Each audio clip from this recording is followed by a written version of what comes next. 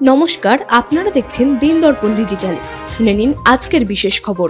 তাপপ্রবাহের জেরে দক্ষিণবঙ্গের জেলাগুলিতে নাজেহাল অবস্থা সৃষ্টি হয়েছে, কিন্তু এবার দাবদাহের মধ্যে খুশির বার্তা দিল হাওয়া অফিস। আগামী কয়েকদিনের মধ্যেই বজ্রবিদ্যুৎ সহ বৃষ্টিপাতের সম্ভাবনা রয়েছে বাংলার কয়েক জেলায়। হাওয়া অফিস রিপোর্ট অনুযায়ী 2 থেকে 3 ডিগ্রি তাপমাত্রা বাড়বে কলকাতা সহ দক্ষিণবঙ্গের একাধিক জেলায়। দক্ষিণবঙ্গে তাপপ্রবাহের সতর্কবার্তা জারি হয়েছে। আপাতত তাপপ্রবাহের সতর্কবার্তা রয়েছে পশ্চিমের 6 জেলায়। এরই মধ্যে 3 জেলায় গরমে অস্বস্তিকর আবহাওয়ার সতর্কবার্তা জারি করেছে। তবে আপাতত শুষ্ক আবহাওয়া রয়েছে উত্তরবঙ্গের পার্বত্য জেলাগুলিতে। সোমবারও বৃষ্টির সম্ভাবনা রয়েছে। বুধবারের পর দক্ষিণবঙ্গেও আবহাওয়ার পরিবর্তন হবে বলে জানিয়েছে আবহাওয়া দপ্তর। ফের নয়া অভিযানের পথে ভারতীয় মহাকাশ গবেষণা সংস্থা ইসরো। সোমবার ইসরোর প্রধান ভি নারায়ণ জানিয়েছেন, চন্দ্রযান 5-এর জন্য কেন্দ্রীয় সরকারের ছাড়পত্র মিলেছে। চাঁদের মাটিতে পা রাখতে প্রথমবার 2008 সালে অভিযান চালায় ইসরো। চন্দ্রযান 1-এর ওই অভিযানে চাঁদের রাসায়নিক, খনিজ এবং ফটোজিওলজিক ম্যাপিং করা হয়। সফল না হলেও চন্দ্রযান 2-এর উচ্চ ক্ষমতা সম্পন্ন ক্যামেরা থেকে প্রচুর ছবি পাচ্ছে ভারতীয় মহাকাশ গবেষণা সংস্থা। এরপর চন্দ্রযান 3-এর ঐতিহাসিক সাফল্য সকলেরই জানা। এরপর গত বছরই চন্দ্রযান 4 অভিযানের জন্য অনুমোদন দিয়েছিল কেন্দ্র। এবার কেন্দ্রের ছাড়পত্র মেলায় চন্দ্রযান 5-এর জন্য তৈরি হবে ইসরো। ফের অস্ত্র উদ্ধার হলো শহর কলকাতায়। শিয়ালদহ স্টেশন থেকে আগ্নেয়াস্ত্র সহ এক যুবককে পাকড়াও করল কলকাতা পুলিশের এসটিএফ। জানা গিয়েছে, ধৃত হাসান মালদহের বাসিন্দা। সূত্রের খবর, বিহারের খাগাড়িয়া থেকে সড়ক পথে মানসিং হয়ে ট্রেনে কলকাতায় আসেন হাসান।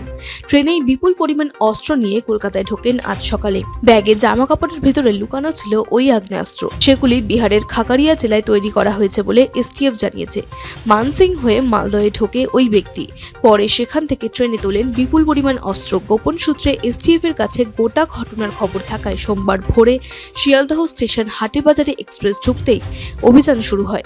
তল্লাশি চালিয়ে অস্ত্র সহ হাসানকে ধরে কলকাতা পুলিশ। 8টা পিস্তল ও 6 রাউন্ড কার্তুজ বাজেয়াপ্ত হয়েছে। কলকাতার বেশ কয়েকটি জায়গা থেকে উদ্ধার হয়েছে আগ্নেয়াস্ত্র। সোমবার সুপ্রিম কোর্টের বিচারপতি হিসেবে শপথ নিলেন জয়মাল্য বাগচি। সপ্তাহখানেক আগে শীর্ষ আদালতে তার নিয়োগ ছাড়পত্র দিয়েছিল কেন্দ্রীয় সরকার। এরপর এদিনই দেশের সর্বোচ্চ আদালতের বিচারপতি হিসেবে শপথ নিলেন তিনি। সুপ্রিম কোর্টের কলেজিয়াম বিচারপতি বাগচির নাম সুপারিশ করেছিল দেশের সর্বোচ্চ আদালতের বিচারপতি হিসেবে। সেই নামে অনুমোদন দিয়েছিলেন রাষ্ট্রপতি দ্রৌপদী মুর্মু। তারপরেই পদক্ষেপ করে কেন্দ্র। সোমবার সকালে শীর্ষ আদালতের বিচারপতি হিসেবে তাকে শপথ বাক্য পাঠ করেন প্রধান বিচারপতি সঞ্জীব খান্না। এতদিন সুপ্রিম কোর্টে একমাত্র বাঙালি বিচারপতি হিসেবে ছিলেন বিচারপতি দীপঙ্কর দত্ত। এবার তার সঙ্গে যুক্ত হলো জয়মাল্য বাগচির নাম। কলকাতার নিউ মার্কেটের সংস্কারের জন্য 26 কোটি 18 লক্ষ টাকারও বেশি বরাদ্দ হয়েছে। 2023 সালের 21শে নভেম্বর সংস্কারের কাজে সাহায্যের জন্য যাদবপুর বিশ্ববিদ্যালয়কে দায়িত্ব দেওয়া হয়। সোমবার বিধানসভায় এমনটাই জানালেন রাজ্যের পুর ও নগর উন্নয়ন মন্ত্রী ফিরহাদ হাকিম। মন্ত্রী জানান, যাদবপুর বিশ্ববিদ্যালয় কর্তৃপক্ষকে ওই সাহায্যের জন্য 64,827 টাকা দেওয়া হয়েছে। তিনি জানান, যাদবপুর বিশ্ববিদ্যালয়কে আগেই এই সংক্রান্ত দায়িত্ব দেওয়া হয়েছে। ফিরহাদ রাজ্যের মন্ত্রী হওয়ার পাশাপাশি কলকাতার পুরসভার মেয়রও। পুরসভা সূত্রে খবর, কয়েক বছর আগে থেকে নিউ মার্কেট সংস্কারের বিষয়ে প্রয়োজনীয় আলোচনা ও পদক্ষেপ শুরু করেছে কলকাতা পুরসভা। সেবাশ্রয় ক্যাম্পের দ্বিতীয় পর্ব শুরু হতেই 10 লক্ষের মাইক ফলক অতিক্রম করেছে এই স্বাস্থ্য শিবির। গত 2রা জানুয়ারি ডায়মন্ড হারবার বিধানসভা কেন্দ্রে সেবাশ্রয় শিবিরের প্রথম পর্বের সূচনা হয়েছিল। শিবিরের দ্বিতীয় পর্বে 5 দিনের মেগা ক্যাম্প রবিবার সমস্ত ডায়মন্ড হারবার লোকসভা শুরু হয়েছে। সেবাশ্রয় ক্যাম্পের দ্বিতীয় পর্ব শুরু হতেই 10 লক্ষের মাইক ফলক অতিক্রম করেছে এই স্বাস্থ্য শিবির। গত 2রা জানুয়ারি ডায়মন্ড হারবার বিধানসভা কেন্দ্রে সেবাশ্রয় শিবিরের প্রথম পর্বের সূচনা হয়েছিল। শিবিরের দ্বিতীয় পর্বে 5 দিনের মেগা ক্যাম্প রবিবার থেকে সমগ্র ডায়মন্ড হারবার লোকসভায় শুরু হয়েছে। প্রথম পর্বের 70 দিন এবং মেগা ক্যাম্পের প্রথম দিন মিলিয়ে সেবাশ্রয় শিবিরে 10 লক্ষের বেশি মানুষ এসেছেন। মেগা ক্যাম্পের প্রথম দিনে বিভিন্ন শিবিরে এসেছেন 35,000-এরও বেশি মানুষ।